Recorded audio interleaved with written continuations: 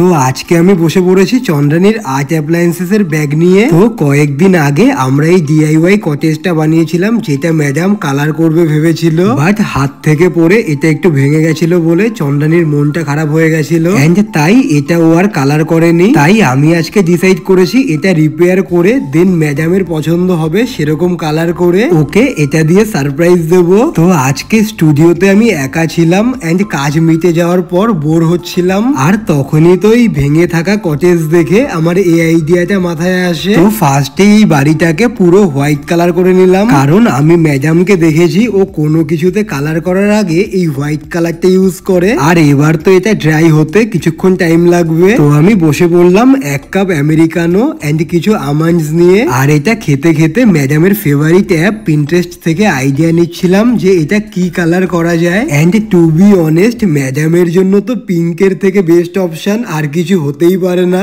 So আমি এটা complete করলাম হোয়াইট এন্ড পিঙ্ক কালারের থিমে। আর কমপ্লিট হওয়ার পর মনে হচ্ছিল যে কিছু একটা মিসিং আছে, তাই তারপর কটেজের ডোরের উপর অ্যাড করে দিলাম ছোট্ট একটা হোয়াইট হার্ট। এন্ড সিরিয়াসলি এটা দেখতে এতটা কিউট হবে আমি এক্সপেক্ট করিনি। দেন ম্যাডামকে ভিডিও কল করলাম, আর কোইন্সিডেন্টলি ও পিঙ্ক টপ পরে পিঙ্ক ব্যাকগ্রাউন্ডের সামনেই বসে আছে। তারপর ওকে বললাম চোখ বন্ধ করতে, আর সিরিয়াসলি এটা দেখার পর ও তো অবাকই হয়ে গেছিল, কারণ ও এক্সপেক্টই করেনি যে এটা আমি কমপ্লিট করব। বাট ওর তো এটা ভীষণ পছন্দ হয়েছে।